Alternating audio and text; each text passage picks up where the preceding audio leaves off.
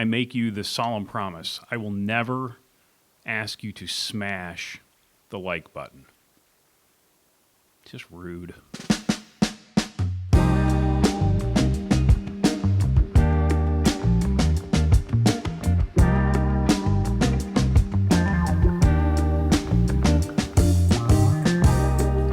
Welcome back, friends. Welcome back. I hope you're all doing well. I mentioned in the last video that I got a question from France. Parlez-vous français? No. And I am going to butcher her name. Sigolev. Sigolev? I apologize in advance. And I'm pretty sure it's a she. I did a little research, and if it's not, my apologies again. But she wanted to know what size bridge club she should ride. And she said she was 5'7". And this is a question I get, obviously, a lot. I want this bike. I'm this tall. What size should I get? And it's never that straightforward an answer, especially with women. Why is that, Chris? Well, it's because women generally have longer legs and a shorter torso. My guess is that if you took her pubic bone height, her legs are probably as long as mine. And I'm, let's say, 2.5, 3 inches taller than she is. So the answer generally, and especially for women, comes down to, for me, where do you want the handlebars, height-wise? You know, if the saddle is here, where do you want the bars to be? You know, in the early days, or with bikes with a horizontal top tube, it was a little bit easier, you know, because standover could play into it. But now with sloping top tubes, the whole idea of standover clearance is kind of out the window. So if we look at the saddle height of a given rider as a fixed point in space,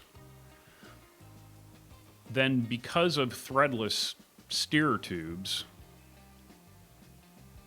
your handlebars are going to naturally raise or lower as the frame size goes up and down. Savvy? So my advice would be, if we're assuming that we want the handlebars to at least be level with the saddle, then I would try the bigger of the two bikes first, with the understanding that you're going to have to buy a shorter stem. The problem that you run into with a bridge club is that the medium comes with a 90 millimeter stem, so how much farther can you go back to actually make the thing comfortable, right? Or to make it appropriate for the reach you're looking for. Like I say, it's not always a straightforward answer.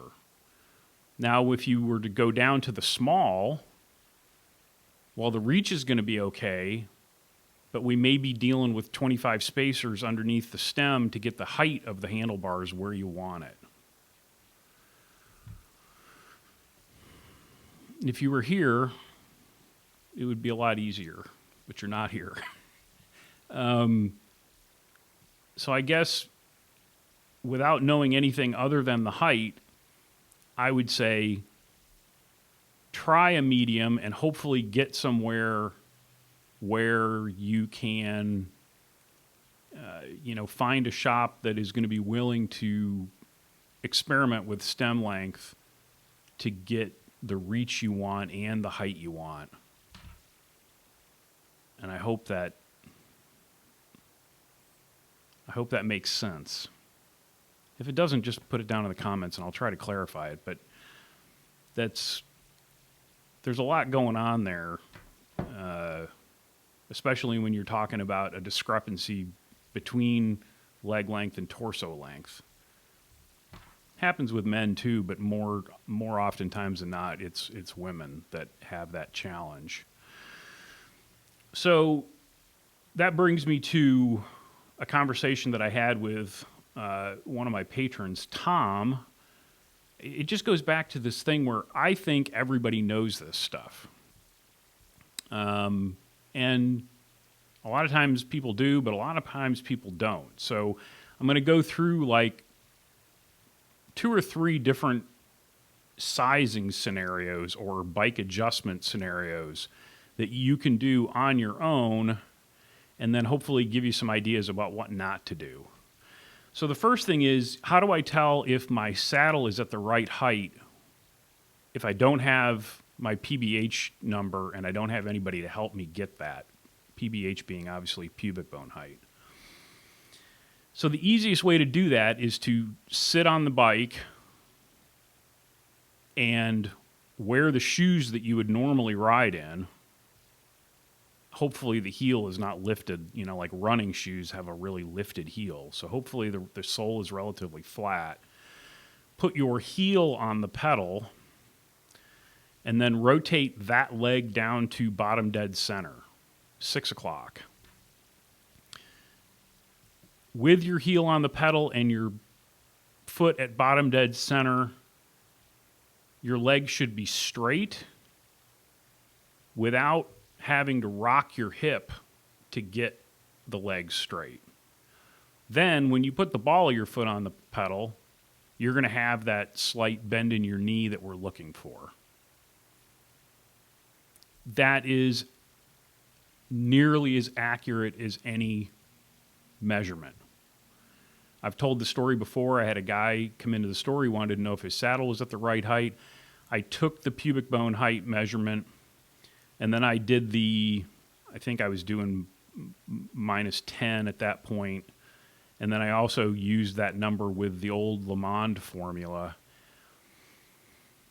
Then I had him sit on the bike, put his heel on the pedal, and I did that, and I measured the saddle in all 3 of those numbers, where I put the saddle with his heel on the pedal, and the math for the PBH -10 or times the Lamond formula were within millimeters of each other. So it's every bit as accurate. The second thing is, if you're going down the road, and we talk about setback, right? So where the saddle sits on the rails of the seat post, where should your setback be? And again, there's a real easy way to do this. If you're riding down the road, and you always feel like you need to move your butt one way or the other, then you know that the saddle needs to be moved slightly. So for example, if you're riding down the road and you always feel like you need to move your butt back to get comfortable, which way do you move the saddle? I'll wait. How many of you said you're going to move the saddle back? Show of hands. Wrong. You want to move the saddle forward, right? The saddle's here. Your butt is here. You want your butt to be back here. If you move the saddle back, you're just moving that spot farther away from you. So your butt's here. You want your butt to be here. So what I'm going to do is I'm going to move the saddle forward so that you're sitting on the comfortable space in the saddle. It's only going to take, and I'm not exaggerating, millimeters to make that happen. Take a Sharpie and maybe put a mark.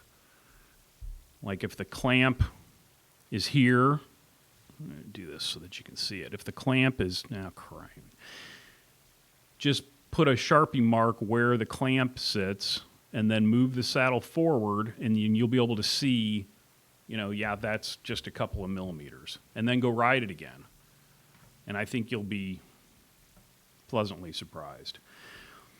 Do you move the saddle fore or aft on the rails to affect your reach to the handlebars? Is that something you should do? Negative. Completely different, right? The way to affect your reach to the handlebars with a stem length or height, if possible.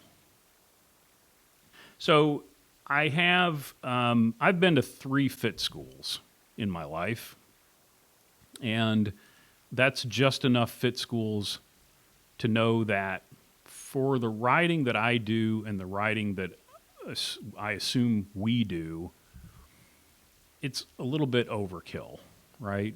We generally only need a little tweak here and there, and hopefully, there's someone that can help you with that, like me. So if you have any questions like that, and you can get it into some language that you think I'll understand, and then I can get it into language that you can understand the answer, feel free to put them in the comments or send me an email, and I'll try to help you through it as much as I can. Hopefully next week, miracle of miracles, I will have 2 new handlebar bags to show you. I'll have one for sure, but I kind of want to wait till I have both. One is from the new Brooks bike packing line that I think they're calling Scrape for some reason.